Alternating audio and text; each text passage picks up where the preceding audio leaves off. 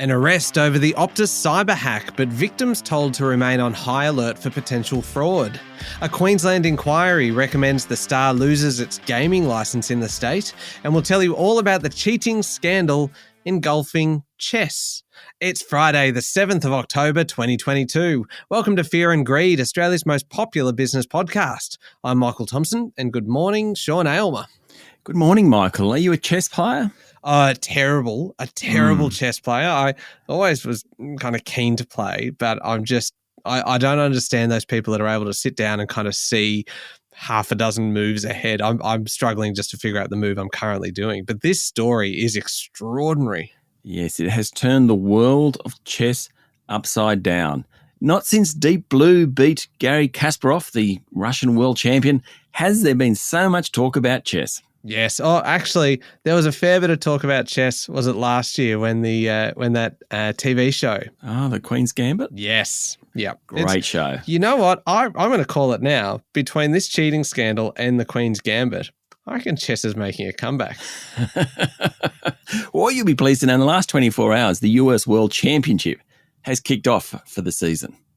So you can stream it live. I'm not sure what streaming a game of chess would be like, because it's not speed chess. This is like long-time chess. So you can stream a game of long-time chess live. All right. Well, we'll talk a little bit more about chess later on. Sean, we've got an interview today, not about chess, not at all about chess. You're speaking to Paul Hines, the Managing Director for Asia Pacific at IRI, which is the world's largest big data company. Yes, so they have access to reams of data, and they use that data to create insights for clients, particularly in fast-moving consumer goods customers. So it might be retailers, that sort of thing. They look at what shoppers are doing, their spending habits, what they're going to do. Great chat about all that sort of thing, what's happened since COVID, and how many people have actually returned to their old ways. And what struck me most about the chat is just how much you love data. You are a bit of a data nut. Maybe. I've never heard someone so enthusiastic about data, so it's worth listening just for that excitement. Anyway, the main story this morning, Sean, is the Optus cyber hack, and the first person has been charged over it just as the government introduces new rules to help victims not lose money or their identities. Yes, a Sydney teenager was charged over an alleged SMS scam using information obtained from the Optus data breach. The Australian Federal Police will allege that the man used the data from more than 10,000 Optus customers and was working his way through the list, demanding $2,000 payments from each. He's been charged with using a telecommunication network with the intent of blackmail, as well as dealing with identification information. Now, the crimes carry a maximum penalty of 10 and 7 years, respectively. The AFP made it clear he wasn't the mastermind of the cyber breach, which affected nearly 10 million current and former customers of Optus. It involved the hacking of passports, driver's license, emails, addresses, and names. But he had allegedly accessed the stolen data that was dumped on an online forum. The federal government and AFP are still searching for the original hackers. Yesterday, they emphasised the need for all victims to be on high alert for suspicious activity. Yeah, it was certainly a very public arrest and everything yesterday, so maybe they're hoping that other people potentially considering using the data might take it as a bit of a warning. What were the changes that the federal government announced to the privacy laws yesterday? Yeah, so this is in direct response to the Optus breach. The changes to telecommunications regulations will allow telcos to share information with the government and coordinate with financial institutions to prevent fraud. Sounds pretty sensible, but up until yesterday, that hasn't actually been allowed. Communications Minister Michelle Rowland said the changes will help banks detect fraud and mitigate the risk of malicious activity. Clearly, though, Sean, the Optus cyber breach story isn't over yet. That's exactly right. While the hacker apparently had a change of mind and decided not to use the stolen data, obviously the government and the AFP aren't convinced it's over yet. Optus customers are certainly not out of the woods. All right. Now, it's been a pretty wild week for financial markets, but yesterday was a little bit more sedate. It was. The S&P ASX 200 closed up just 2 points to 6,808 points. That's pretty much flat, really. It was a rest day after the big jumps of the previous two sessions. The energy companies led the way, with Woodside up 2.8% and Santos rising 2%. That's on the back of higher oil prices. A little about that shortly. Goodman Group, REA and James Hardie Industries, all stocks that ran really hard earlier in the week. They all lost about 2.5% yesterday. The big miners were generally higher, while the banks and retailers were lower. And what about international markets? It's all about oil, or it has been in the past 24 hours or so. OPEC, the oil cartel driven by Saudi Arabia and Russia, agreed to cut production by 2 million barrels a day, or about 2% of global supply. Its argument is that the weaker global economy doesn't need as much oil. But with prices still very, very high, the US and Europe vehemently disagree. The reduction is the biggest cut since the beginning of the COVID crisis in March 2020, and certainly the first time OPEC has cut so hard when prices are so high. The decision came just hours after the European Union agreed with a US plan to impose a price cap on Russian oil exports, hoping to drive prices lower and, of course, hurt Moscow.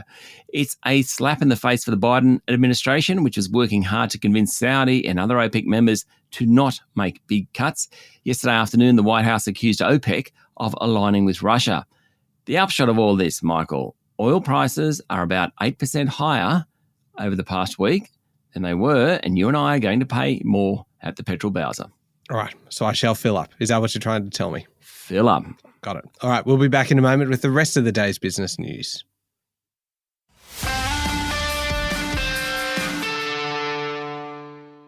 Sean, the debate over whether the government will go ahead with stage 3 tax cuts as legislated is continuing, with Treasurer Jim Chalmers insisting that the government's position hasn't changed, but it might. Politicians are gurus at saying one thing and kind of meaning another. Yep. So Dr. Chalmers said the government's position hadn't changed. The stage 3 tax cuts, which will introduce a flat 30% rate for anyone earning between $45,000 and $200,000 at a cost of $20 billion annually to the budget, will go ahead.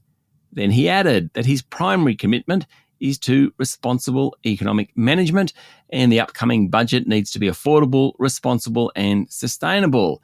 As demonstrated in the UK recently, tax cuts for the middle class, which has inflation fueling attributes, arguably aren't responsible economic management, i.e., Dr. Chalmers just gave himself some wriggle room. Yeah, sounds like it. Now, Sean, it's now official. Sydney has experienced its wettest year ever, and there's still nearly a quarter of 2022 to go. In fact, just a touch under 24% of the year left. Yes, and while Sydney is experiencing its wettest year ever, Victoria is being threatened with violent storms and Western New South Wales is being drenched. At 1 p.m. yesterday, the previous annual record in Sydney of 2,194 millimetres of rain, which has stood since 1950, was surpassed. Now, that's since records began about 170 years ago. The record, of course, will be smashed, given the third La Nina event in 3 years is likely to still be around until the end of December.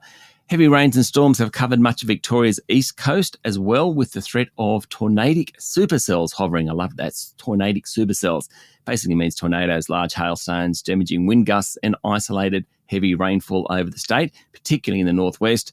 And the western parts of the eastern states, particularly New South Wales, have received torrential rain. There's been flood warnings for rivers that run through Dubbo, Tamworth and Bathurst in New South Wales. There's also been act and watch warnings for far west communities like Menindee, Burke, Condobolin, Warren, Wilcannia, Nyngan. They're a long, long way out and they are receiving huge rainfalls. Sean, sentiment in the housing sector is tumbling, which is perhaps not surprising, and that's going to put further downward pressure on prices. The National Australia Bank Residential Property Index surveys people who work in real estate, and sentiment has now dropped for 2 straight quarters. Sentiment is now negative in the ACT, Tasmania, New South Wales and Victoria. Now, sentiment also dipped last quarter in South Australia and Queensland, but those states, along with Western Australia, remain net positive about the market. Clearly, rising interest rates are hurting sentiment, and NAB's chief economist Alan Oster expects peak-to-trough house price falls of 20%. He's in the pessimistic camp. So far across the country, they're only down 5%, though in Sydney it is closer to 10%. Mr Oster said while Sydney and Melbourne have led the price declines, other states, notably Queensland and Brisbane, are now following the lead. Now, Sean, I made a bit of an error yesterday. It's more of an omission than anything else because I remember I was putting together a list of the stories that are kind of the staples of fear and greed. Yes. And there was the Dye and Durham kind of takeover of Link. Then Elon Musk, yes, who appears very frequently. The one that I missed, and we've made up for it today, is Star Entertainment. Yes. Because we talk about Star a lot because it just keeps generating news. Can we just say it's like the gaming industry? So it started with Crown and then morphed into the Star? I think both deserve a mention. Yeah, okay. So we've got Dye and Durham with Link Group, Elon Musk, and the gaming sector broadly. Today, though, specifically, it is the Star, and there's more trouble for the group, with the Queensland Attorney General saying that the gaming giant will be issued with a show cause notice within weeks, asking it to demonstrate why it's suitable to hold a licence in the state. That's right. The Star is facing the prospect of millions of dollars in fines as well as a suspension of its licence after the review in Queensland by former Judge Robert Gottison was highly critical of its corporate culture and included allegations of money laundering. It's a similar outcome to a review of the Star in New South Wales. Queensland Attorney General Shannon Fentiman said she'd formed the view that the Star, which is building the $3.6 billion Queen's Wharf development in Brisbane CBD, should lose its licence in the state. There you go. The casino group must now respond to the show cause notice within 21 days. Michael, I suppose they have a blueprint because they had to do that in New South Wales as well. They're still waiting to see what the New South Wales regulator decides, having put forward a show cause notice, but it must be like Groundhog Day. Yeah, it's not unfamiliar terrain for them, really, is it? No. Now, Australia's trade surplus in August came in at $8.3 billion, which is still a big number, obviously, but not as big as we've actually kind of become used to in recent months. Exports jumped 2.6%, driven by coal sales, but imports rose even further, mostly thanks to fuel purchases. Overall, the surplus was $643 million lower during the month. Now, Australia's had a run of really high trade surpluses thanks to booming commodity prices, but the steam has come out of some of those commodities, particularly iron ore, and so the era of massive surpluses could well be at an end. Mind you, we're still reaping the benefits of high coal and gas prices. And to that end, Sean, the share price of both Whitehaven Coal and New Hope hit record levels yesterday. That's right. The jump in oil prices contributed to the rise, but coal is just the hottest commodity at the moment. Whitehaven's share price jumped 8% yesterday. It's up 280% this year. New Hope was up 3% yesterday. That's 190% for the year. This is calendar year 2022. And it isn't a coal company, but it certainly is worth a mention. Lithium group Pilbara Minerals hit a new high yesterday as well, rising 5%. It's up 250% since mid-June. That's less than 4 months. That's remarkable. Right, Appen's share price, Sean, tumbled 12% yesterday after the artificial intelligence data services company said trading conditions remain poor. Yes, very much the other side of the coin compared to coal and lithium companies. Appen's share price has gone from more than $40 in August last year, about 14 months ago, to less than $3 today. Appen has a huge casual workforce who annotate data used to train artificial intelligence for the big tech companies, but Apple's change to its iOS platform that limited the customer tracking capabilities of digital advertisers effectively culled Appen's business model. CEO Mark Brayan said the business was committed to investing in new markets to diversify its revenue base away from those big tech companies. Clearly, investors aren't so sure. Now, Sean, I know I've got this wrong, but I think there are 79 sleeps until Christmas, which means that we are going to start seeing a lot of Christmas things in shops. And Coles yesterday launched its Christmas range. Boss Stephen Kane expects people to spend up big over Christmas and then pull back next year. Yes, he said the next few months are all about glazed hams, wines and decorations before belt tightening begins. In fact, Mr. Kane reckons this will be the biggest Christmas ever for Coles. Then come January and February, and the credit card bills start to roll in, and then people on fixed rate mortgages have to convert to higher rate loans later in the year. Budgets will become tighter. Now, some of the highlights from Coles' new Christmas range, Michael, include a Christmas juniper berry seasoned ham. Fair enough. A luxury Black Forest Bombay pudding. Prawns in blankets. I have absolutely no idea what a prawn and blanket is, do you? Sounds cozy though, doesn't it? And for the first time, a plant-based, P-L-A-N-T, a plant-based Christmas ham-style roast with a vegan maple glaze. Okay, that's interesting. My grandmother would roll in her grave if she heard that. Well, I don't know what, I don't actually know what it would be made out of. I suppose a tofu kind of thing. Oh, I'm going to have to research that one. But a question for you though, Sean, is it too early to start eating Christmas ham now? Oh, God, no. No. Good. Because it's important to actually be totally over Christmas ham by the time Christmas hits. Yeah, the biggest rookie error you can make when it comes to Christmas is starting your Christmas ham on Christmas Day. And what kind of a fool does that? Yeah. You should have eaten the Christmas ham you bought for Christmas about a week before Christmas, so you go and buy a new one. Yeah, so you're onto your backup ham. That's right. Exactly. All right. Now, moving on to overseas news, and Ukrainian forces have retaken settlements in Kherson, one of the partially Russian-occupied southern regions that Moscow claims to have annexed. Ukraine President Volodymyr Zelensky said parts of the northeast city of Kherson had been liberated and Russian forces were retreating from front lines in the south and east of the country. At the United Nations, Russia is lobbying for a secret ballot instead of a public vote next week when the 193-member UN General Assembly considers whether to condemn its annexation of 4 regions in the east and south. That's according to Reuters. And finally, Sean, we mentioned this one at the top of the show. There has been a major scandal in the world of chess with one of the most impressive up-and-comers accused of cheating by the world champion.